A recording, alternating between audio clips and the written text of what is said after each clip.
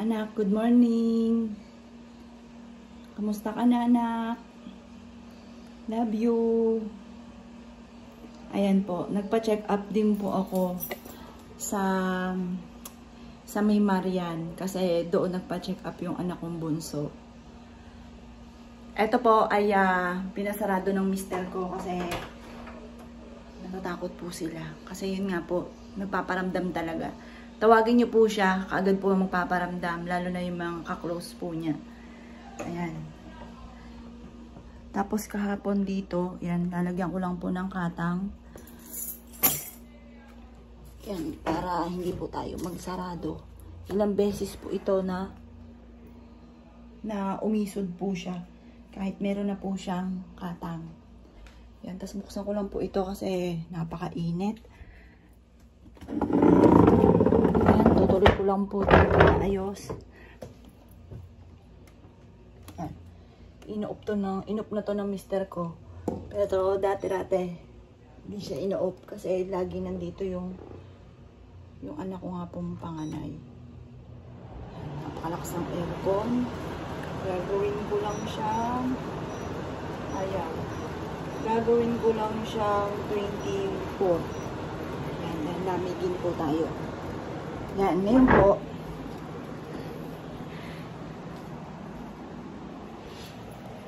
habang kasi papunta dito yung boyfriend ng anak ko, si Oli.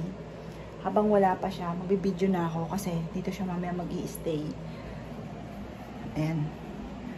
Ngayon po, dito muna tayo. Tutuloy ko lang po yung pagtitiklop ko kahapon. Hindi tayo magkukwentuhan.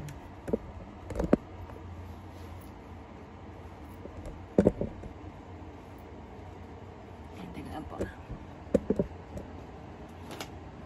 Yan. Hindi ko siya ino-off. Para dire-diretso rin po yung pag-e-edit.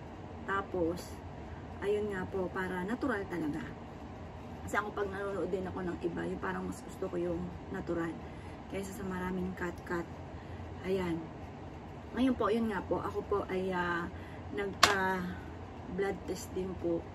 Tapos, ang pinaka-normal ay 90 to 105. Yan.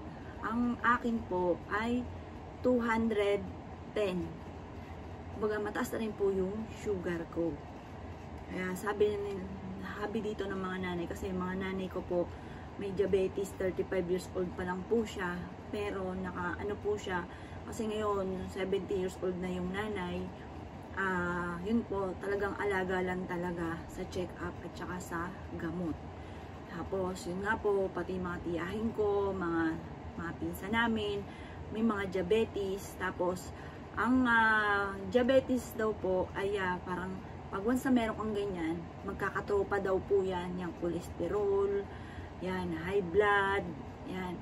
Tapos yung mga pinakamalupit, kapag napabayaan na nga daw po, ay yun nga po yung mga komplikasyon na, yung sa kidney, tapos yun nga po yung sa puso, yung mga ganun. Kaya kapag meron kayong mga kahit sipon po yan na nararamdaman ninyo, magpa-check up na po kayo. Yan, ganun pala silang katitindi. Pero mas tumitindi daw po yan, kagaya po ng sinabi po ni Dr. Willie Ong, mas tumitindi kapag nai-stress ang tao. Na tingin ko, totoo po yun, na sa stress din po yan. Na-stress siya sa ibang tao. Kagaya po nung anak ko nga pong bunso, kagaya nang na-share ko nga po sa inyo, na ikwento ko nga po, na yung aking bunso ay ano po siya, hindi na siya makalakad ng umaga dahil nung gabi gumawa ng eksena yung aking anak na panganay na parang gusto nang umalis dito sa bahay namin kasi gustuhin namin yung kanyang ex, na ako nagpumilit na anak, napakarami dyan, hindi lang yan ang magkakagusto sa'yo, pinagdasal ko pa po yan sa Malaber ng Manawag, kaya ako rin po yung mga nag-push na iba na lang. Baga, pagdating sa iba, hindi ako tututol basta't nakita ko na maayos. Nagwawala siya, alam niya mga kabataan ngayon. Pero pinagdaanan ko rin po yan dati. Pero mister ko, yun po, mabait po yung mister ko. Kumbaga, hindi ko rin naman pinagsisihan kasi mabait yung mister ko. Hindi po siya nananakit. Bagamat nag-aaway, pero walang sakitan na nagaganap. Ako pa yung magbabato sa kanya. Kaya dati-rate, ang aming mga plato ay naging plastic na lamang kasi binabato ko, nabasag na yung mga babasagin. Yun, ganun po. May pag-uugali rin talaga ako, mga bossing. Siyempre, wala naman taong talagang sobrang bait. Yan. Itong anak ko, mabait po yan, pero pasaway pagdating sa usapin ng love life. Yan. Sa love life talaga siya sablay. Wala naman taong perpekto. Ayun nga po, na-stress kasi nung gabi, gustong umalis ng mister ko. Eh ngayon, sabi ko, pag umalis yan, sigurado mag-aasawa na yan. Ngayon, sabi ko sa anak ko, may hawak po siya na matilos na bagay. Pag daw hindi siya pinakawalan, hindi siya pinaalis, siya daw po ay sasaktan ng sarili. Ang sagot ko, saktan mo na lang ako na lang ang saktan mo. Basta hindi ka pwedeng umalis. Sasaktan mo muna ako, anong mangyayari sa akin, basta hindi ka aalis dito. Kumbaga, anuhin mo na ako kung gustong-gusto mo talaga ako. Hindi naman puro niya ginawa. Tapos yung anak kong bunso, iyak po siya ng iyak, niyayapos niya po yung ate niya. Sabi, ate, huwag mo kami iwan, iyak siya ng iyak. Tapos, nung kinabukasan na ng umaga, ayun po, hindi na makalakad yung anak ko. Kaya, alam ko talaga, sa stress po siya. Sa stress. At itong mga nakalipas na araw, hindi ko alam kung anong pina-stress ng aking anak. Kung ito ay sa pag-aaral. Sabi ko mga po sa kanya, anak, huwag mo stressin ang sarili mo sa pag-aaral. Kasi wala naman sa ganyan yan. Wala yan sa mga, para sa akin, wala sa natapos. Marami nga dyan, ang yayaman eh. Yung mga kilalang mga mayayaman na hindi nakapagtapos, pero mayayaman. At sila po'y masipag, madiskarte. Kumbaga, yun ang aking ano sa kanya, huwag mo stress sa sarili mo. Yung pala sa ibang bagay siya na-stress na hindi ko nalalaman. Kaya parang pinagsakluban ako ng langit nung nalaman ko na sobrang paghihirap ang pinagdaanan niya sa ibang tao. Ayan, tapos, bagamat wala na po sila ng parang 4 months, pero bumabalik-balik pa rin po yung tao. Kaya parang feeling ko may kaugnayan pa rin to kung kaya dahil siya ay na-stress, dahil parang sila lang nakakaalam po nito. Pero ano man, tapos na po ang lahat. Wala na akong magagawa dahil ayan na, mas masyadong nag-trigger na yung kanyang karamdaman dahil yun nga po sa nadagdagan pa ng stress. Yan. Kaya sabi ng mister ko ngayon, nag-aalala sa akin, huwag daw akong masyadong stress, huwag ko masyadong isipin ang aking anak. Tapos, may mga nagsasabi sa akin, alam mo sis, nagre-repost daw po ng aking pong video, parang respeto na lang sa taong namatayan. Pag namatayan kayo, at naranasan nyo rin po ito, mararamdaman nyo kung ano yung nararamdaman ng taong namatayan. Ayan, kumbaga, respeto na lang. Pero kung wala kayong respeto, tuloy nyo lang po yan. Hayaan nyo, pinapasikat nyo rin po ako. Kumbaga, inaano nyo rin po. Pero, masakit po yun bilang sa taong namatayan. Ganon din po sa mga basher, sa mga kung ano. Kumbaga, hindi talaga, ang isang vlogger, kumbaga, huwag kang masyadong magbasa ng mga, kasi kanya-kanya opinion yan. May opinion na maganda, may opinion na pangit. Pero para sa akin, mas okay din na may basher. Kasi parang, kung lahat naman po yung magaganda, parang siguro yung iba, parang plastika na parang hindi sinasabi yung totoong nararamdaman. Ganon. Para sa akin, okay lang din kung may basher po kayo. Ngayon, kanya-kanya kasing opinion po yan. Yan. Pero para sa akin, lalo na sa taong namatayan na napakasakit sa kalooban bilang isang ina, tapos magsasabi ng mga masakit or kaya yung mga taong natatamaan o sinabi ko sa video na sino man na nagpasakit sa aking anak ay mamatay na rin kayo, yung ganon. Ngayon, kung sino man yung nagmamalinis, konsensya nyo na po yun, alam naman ng itaas kung ano yung mga naganap at marami rin akong pruweba. At saka pwede rin ako na bumalik sa barangay, kagaya ng ginawa namin, ilang beses namin ginawa na gustong-gusto na namin ipakulong. Yung ganon, pwede rin kong gawin po yun. Ngayon, kumbaga, yung mga nagmamalinis, kung ano mga pangit na sinasabi, bahala na po ang itaas sa inyo. Kumbaga, kayo rin na magdadala po niyan. Basta pag kayo namatayan, mararamdaman nyo kung anong nararamdaman ko. Ayan. Tapos, sabi nga ng mister ko, kumbaga, huwag daw ako masyadong paka-stress. Alam ko, lilipas din. Kasi nandyan naman yung anak kong bunso. Meron pa, nandyan yung mister ko, nandyan yung anak kong bunso, nandyan yung pamilya ko din na nag-concern po sa amin. Alam ko, lilipas din to. Kasi ako yung tipo ng tao, pag halimbawa, nagagalit ako, meron akong nasita na mali. Ngayon, daldal ako ng daldal. Pero pagka lumipas din, titigil din po. Ganun din. Ako ngayon tipo ng tao na walang kakwenta-kwentang magalit. Para ko si Raulo. Ngayon galta-galta ko, maya-maya lilipas na, babatiin na kita or kaya po pabawi, manilibre ako o bibigyan kita ng ganito. yung mga ganon. Kaya kilala na ako nandito, yung mga dito sa paligid namin. Ako yung tipong taong ganon. Kaya minsan naiinis ang mister ko. Sabihin sa akin, nakukuha mo pang makipagkwentuhan doon, nakukuha mo pang papuntahin dito, bagamat matindi na yung mga ginawa sa atin. Ang kawikaan ko naman, siya rin naman na magdadala nun. Kung ano man yung mga ginawa niyong kalukuhan o kung ano man yung kawalang niya na ginawa niya, siya rin na magdadala nun. Kasi naniniwala rin ako talaga na dun sa karma. Yan, bagamat ikaw yung gumawa ng kawalang niyaan, yan. Ngayon, etong sa ano namin, sa pangyayari sa amin, nasa lahi po talaga namin. Wala itong, kumbaga sinasabing kulam, ginamitan ng kaliwa, na yun nga po yung maaaring kinarma, mga ganon. Bakit yung mga may diabetes, may lahat ba ng may diabetes, lahat ba na may karamdaman, kinakarma? Hindi po yan, wala po yung ganyan. Yan po ay nasa lahi or kinakain. Pero ako, aminado ako, matigas ang ulo ko, malakas po kaming kumain. Totoo po yan. Yung anak kong panganay, malakas kaming dalawa, talagang malakas kaming kumain. Mapamatamis, lahat ko ano yung masarap. Tapos mahilig pa po kami sa mga eat all you can, yung mga ganon. Tapos additional pa, bukod sa pagkain, may lahi nga po kaming may diabetes. Yan, yung nga po nanay ko, yung iba nga po mga tiyahin ko, doon na, halimbawa, doon na pumanaw, yung mga ganon. Lahat ng mga pinsan ko, sa side ng mga nanay, sa side din ng mister ko, yung nanay niya may diabetes. Kumbaga, nasa lahi talaga, kaya yung iba nag-iingat. Kaya lang sa amin mga bossing, dahil mahilig talagang kumain, maging sa matatamis, at isa rin ako sa matigas ang ulo po dyan, ay yun nga po, nasa lahi namin. Kaya pag may nagsabi sa akin, Miss Apple, magpatingin ka kay ano kasi biglaan, bakit gano'n? Kasi po, bakit yung sa anak kong bunso? Ang nangyari lang, dumaing kasi yung anak kong bunso. Pero sabi ng doktor, isang araw lang daw po ang hindi namin pagdala sa aking anak na bunso. 50-50 na rin po, ICU na ang bagsak po niya. Butin na agapan. Pero nung panahon na yon, nagmamadali na po ang nurse kasi nag 525 po ang sugar ng aking anak na bunso. Tapos napakababa ng kanyang potassium. Yun po yun. Kaya, kumbaga, parang hindi sa ano, kasi may findings ang doktor. Kasi alam ko sa mga yung nagamitan ng mga kaliwa, yung mga ganon, ay yung walang makita ba yung doktor?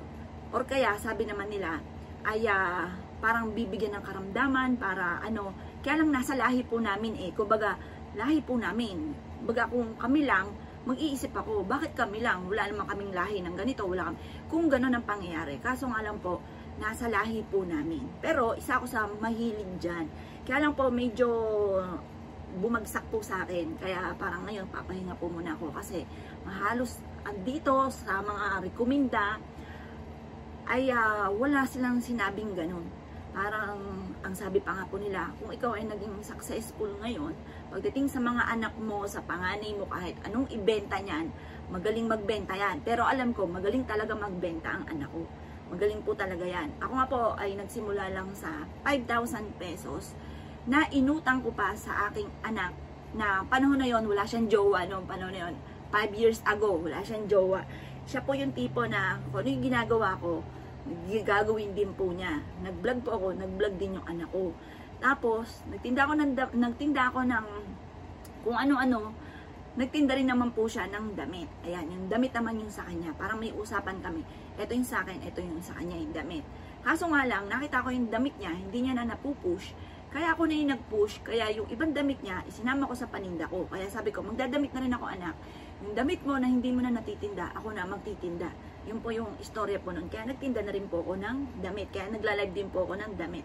Dahil karamihan po doon sa mga tinitinda ko ay yung mga bulto-bulto na natira po niya. Na sayang naman kapag hindi ko binenta. Ayan. Tapos marami po mga nagko-comment sa akin na hinihingi po yung damit ng aking pong anak. Ngayon, masasabi ko lamang po, bawal daw po ang mabigay ng damit kapag hindi pa nakakaisang taon. Pag nakaisang taon naman po, kaya tinitiklop ko po ito ng maayos. Gusto ko parang yung ma-maintain po, yan po yung mga gamit po niya. Ultimo mga scratch po niya, hindi ko itatapon. Kasi syempre pag anak mo, special sa'yo ang bawat bagay. Yun nga pong kumot na ginamit niya, nagamit ko, na mumurahing kumot lang. Kasi ang mga binili ko sa anak ko, mga comforter, magaganda. Syempre, pagdating sa mga anak natin, gusto natin yung pinaka-the best, kahit sa mga nanay, mga luma na, mga pinaglumaan, okay na po yun. Wag lang po sa mga anak. Gusto natin maibigay the best para sa anak. Nagtaka lang po ako sa kanya, bakit yung kumot ko na na pangit, na mura lang na 170 or 80 po yun, na binili ko lang po dun sa Divisoria na nagpunta ako. Yun yung ginagamit niya ng mga nakalipas na linggo. Natuwa naman ako kasi nasa isipan ko, ito yung dadaling ko sa ospital. At para mayayakap ko po siya. Yan, kasi yun nga po yung sinabi ng doktor na parang 50-50 na po siya. Tapos ng unang araw na nagpakita po siya sa akin, parang alam ko na yung kahahantungan, pero hindi kami sumuko, ginawa po pa rin namin ang lahat. Kaya malaki rin po yung naging bill po, kasi kahit sabihin na parang alanganin na, kagaya po na halimbawa, yung sinitiskan po siya, pagbalik po niya, hindi na po talaga siya nahinga, kasi sabi nga po, oxygen na lang daw po yung nagpapatakbo, kaya akala daw namin nahinga kasi oxygen na lang daw po yun. Ayun, kaya pinatubuhan po siya, sabi sa akin, ano mami, gusto mo pa ba madagdagan, baka sakali, yung mga baka sakali na lang, lahat po ginawa. Yun po, kaso lang yung palang lahat ng mga ginamit niya nung siya po ay pumanaw na, dapat po pala isasama yun sa hukay. Yun po, kaso lamang, ang nangyari po, ay dahil nagkaroon nga kami ng problema kasi akala po talaga namin malilibing siya sa Centennial. Na nainis nga ang nanay kasi 4 po yung lote doon ng nanay. Hindi daw pwedeng ilibing doon kasi fully book na daw po sila, kasi nataon na November 1 November 2 yung fully book pa rin po sila November 2. Ang pinaka-available na lang po ay November 7, na hindi naman po pwede siyang ilibing na November 7 dahil namatay po siya sa kidney. Kapag po sa kidney ikinamatay, panas po yung tao. Kaya kung mapapasin ninyo, panas po siya. Sagad na daw po yung pinaka-nilagay doon, kasi once na tinurukan pa daw po siya, puputok na yung mga balat. Kaya nakataklobo yung kamay niya kasi manas na manas yung kamay. Kaya anong nangyari po, yung kanya pong pinaglagyan, yung kabaong po niya, metal po yun, yung pinaka mahal pa yung ami pong pinili po doon sa anong yon, kasi metal, naisip ko matibay, masafe yung anak ko doon. Parang nagas namin doon ay 175,000. Pero hindi pala siya pwedeng nga po, dahil fully book daw po. Kaya nangyari, pinakremate na lang po, parang no choice na, kasi hanggang 5 days lang ang pwedeng yung kasi puputok daw po yung balat. Kaya na-cremate po siya. Tapos, parang napakiusapan ng November 4, kaso, nung binalikan kasi pinag-isipan na namin, kasi nag-decision na kami sa cremation, tapos sabi, pag-usapan ng parang nakaiusap yung kapatid ko na November 4, kung pwede. Ayun, sabi pinaka-pinali, sige November 4. Pero nung bumalik na kinabukasan ay hindi na naman pwede. Kaya pinaka-pinali, kiniremake po siya. Tapos saktong-sakto nga po, sabi ko, kukunin ko tong bahay na to para sa'yo anak, para nakikita ko yung galawan ninyo, kasi baka masaktan ka. Kasi yun nga po, dati yung pinost ko na nagpasapasa po yung katawan po niya. Dahil kumbaga pinapatulan po sila, nagkakasakitan po sila. Ayun nga po, ay gusto ko, pag nagkaroon ng asawa ang aking anak, dito lang siya, nakikita ko siya. Ayun.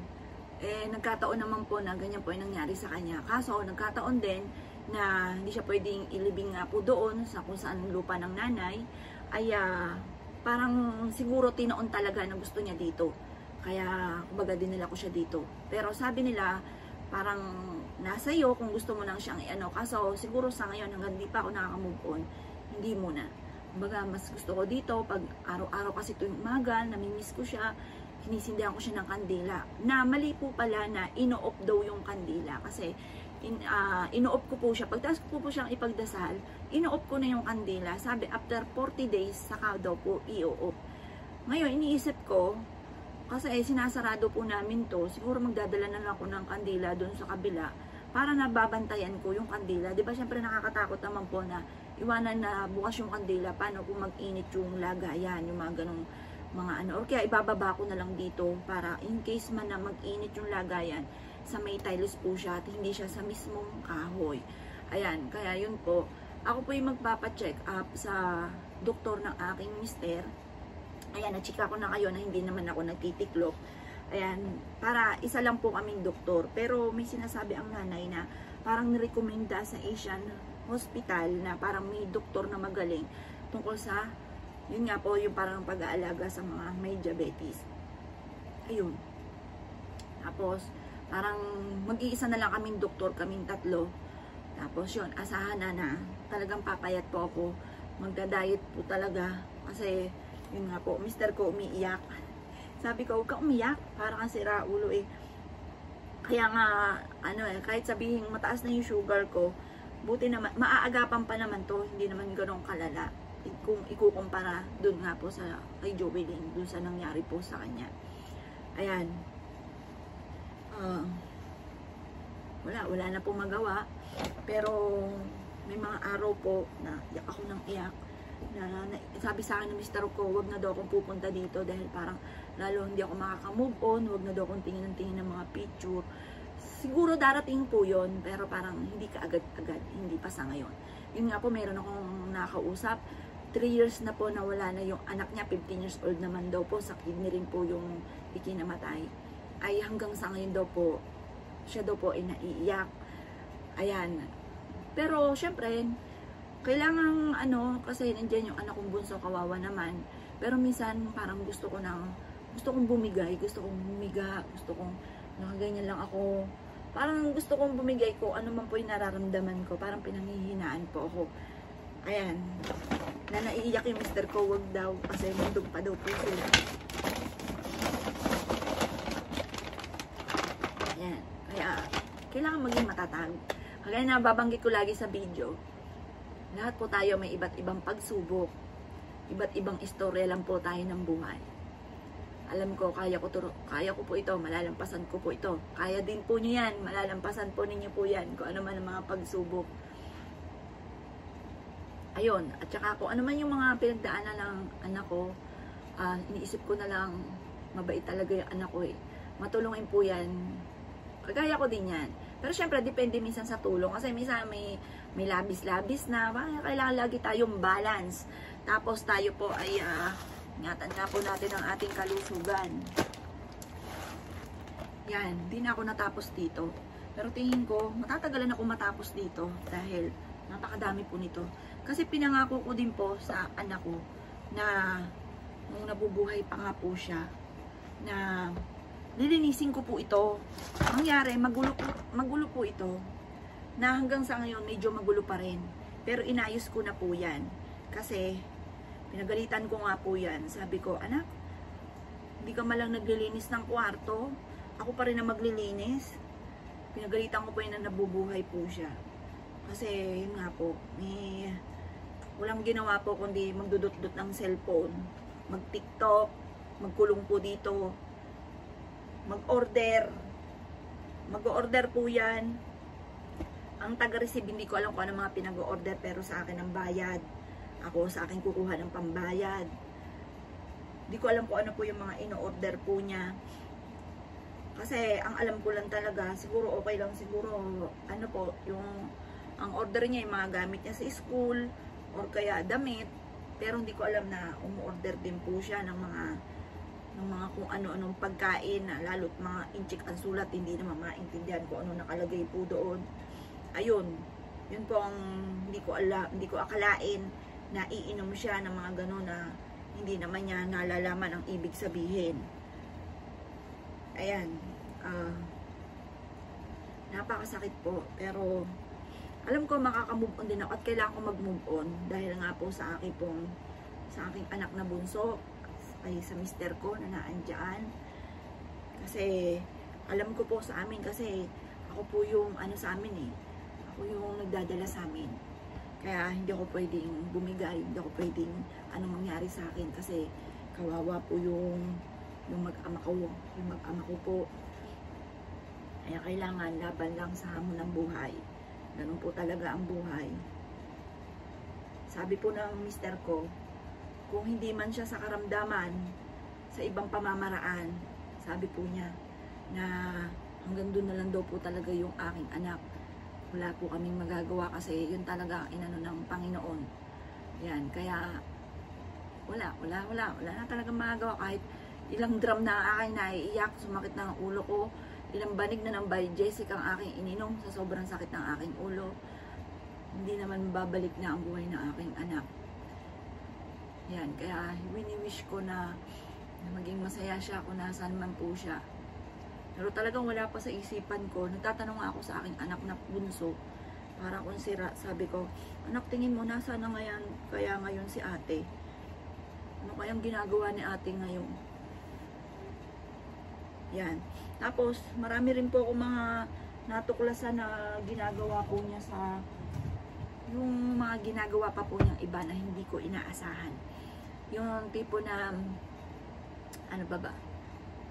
Yun nga po yung nagbebenta, kung ano-ano mga binenta, nagbenta rin pala ng vape, yung mga ganon, na alam ko na hindi siya nagbe-vape, yung mga ganon. Tapos, yung nagtinda ng mga pabango, mga pasalubong, ayan. Dati may mga pasalubong kami, pero may tindera ako at hindi ko para pagtinday ng aking anak. Dahil nga po sa parang feeling ko, yung mga hindi ko naranasan gusto ko ibigay sa aking anak. Kaya hindi ko gagawin yun. Kasi ako po yung bata pa lang po, kasama ko ng nanay ko sa Divisoria, nagtitinda po kami sa bangketa, sasakay po kami sa truck, magbebenta po kami ng gulay, pero yung gulay na yung tanim namin sa Batangas, tapos dadalhin sa Divisoria, maglalatag lang po kami ng pinakasako, tapos uwi kami gabing-gabi na, tapos wala na po kami kasi probinsya po yun dati. Pagdating ng mga parang alas 5 ata, wala na mga tricycle, ganon, nauwi kami mga 9, 10, ganyan, bisan pinakagabing-gabi na 11, naglalakad kami, tatawid kami sa tulay, yung mga ganon. Ayokong pagdaanan niya ng aking anak. Kaya kumbaga ako, gagawin ko lahat para sa aking anak. Yan. Kaya, kumbaga, ako magsasakripisyo. Yun nga po. Kaya, kaso lang, nagulat po ako doon sa mga ginawa ng aking anak na hindi ko inaasahan. Na ang daming mga sinabi sa akin nung araw na burol nga po ng aking anak. Pero, wala na pa rin. Tapos na eh. Ayan na eh. Na-stress na yung aking anak. Ang dami niyang mga pagsubok na pinagdaanan. Kahit naman magalit ako ngayon, hindi na mababalik ang buhay ng aking anak. Kagaya po ng sinabi ko doon sa taong yon. Kung nabubuhay ang anak ko, magwawala ako sa nalaman ko. Pero dahil sa wala na po siya, wala na rin ako magagawa. Para ano pa, para magalit ako. May nagsasabi sa akin, idemanda mo, puntahan mo doon, bumalik ka sa barangay. Kasi isang ano lang po yun. Ay, baga, pag sa DSW, sa yung ano po ng mga kababaihan yun. Once daw naalaman na gano'n, kinakampihan ka agad once na may mga pananakit, yung mga gano'n, mga abuse. Yun, kumbaga kulong daw ka agad. Sa isipan ko, yung taong ito, bagamat gumawa ng ano sa anak ko, naisip ko, siya rin naman magdadala nun. Ayan. Baga mapalad siya at nagkaroon siya ng naloko na kagaya ng anak ko na naloko. Kasi, ngayon sabi ko nga sa anak ko, anak, hindi ka mahilig sa pogi, ano, kasi ang daddy mo dati, kaya nagustuhan ko talaga, unang-una, ang pogi talaga sa pamilya nila siya, ang pogi, artistahin nga dati, at saka macho, malinis, mabango, yung mga ganon. Hindi ka mahilig sa mga ganon, ano, yun po nga po, kaya ang inaasahan ko, ganon na po siya, kailangan mabait, yung mga ganon, pero hindi namin inaasahan, kaya nagtataka kami, anong nagustuhan mo dyan? Kasi kahit ako dalaga, hindi ko magugustuhan, yung mga ganon. Baga mapalad siya at nagustuhan siya ng aking anak. Kaya lang hindi siya naging mabuti para sa aking anak. Yan, nilubos-lubos niya na hinihingan niya, pero yung anak ko, estudyante pa yon. Kumbaga siguro nagtitiis siya para sa kanya, kasi pero ang binibigay ko po dati, kasi nga po gusto ko mabili lahat ng gusto po niya. Sa isang araw ay 5,000 pesos. Lalo na yung first year po siya, first year college. Yun. Tapos, tinutulungan niya ako dati na mag-reply, yung mga ganon. Ang binibigay ko sa anak ko, every month ay 20. Bukod pa yung everyday na pasok niya. Yung po pala ay pumapasok ng walang pasok, yung pala online. Pero pumapasok po siya, tapos gumagawa sila ng pasalubong. Tapos, yun nga po, ang sabi ng tao, ay ko, ba't mo ginawa sa anak ko yun? Ba't pinagtitinda mo siya sa school? Ang sabi, kailangan daw nila ng sideline. Yung anak ko, sa ganung kalaking halagang pera, hindi na kailangan ng sideline. Ayan, hindi na lang ako umibon, hindi na ako na-high-blood kasi may pag-ugali din ako na sumasakit yung dibdib ko. Kaya parang kinukontrol ko ang aking emosyon, ang aking galit. Dahil baka kawawa naman yung maiiwan yung anak ko. Yung anak kong bunso. Yung mga pinagdaanan namin na talagang sabi ng mister ko ay huwag mo masyadong didibdibin dahil may isa ka pang anak. Kumbaga, kung si Joey lang nag-iisa kong anak, siguro nakalupay-pay na ako. Hindi na ako nagbibideo. Nakalupay-pay na ako na isip ako ng isip, baka nakurong-kurong na. Or kaya po, yun nga po, sabi nga po nila, once na ikaw ay sobrang stress, lalong nagtitrigger daw po yung diabetes. Yan, marami na akong kakilala rin na ganun ang pangyayari. Bukod sa nasaksihan ko sa aking bunso. Yun nga po, na marami din akong kakilala na ganun ang istorya niya, na naging pasaway yung isa sa pamilya, tapos nagkaroon din ng diabetes, yung anak parang, yung magulang, maraming mga istorya. Kaya, kumbaga, hindi ako pwedeng maging ganon. Kasi nga po, gawa ng, meron pa akong anak, nandiyan din ang mister ko. Mabait naman po yung mister ko. Nandiyan po siya nakasuporta. Kaya, kailangan tatagan ko po. Ayan. Ngayon, nalagay ko na po ito sa cabinet na mas lamang po yung daldal ko kaysa sa kilos ko.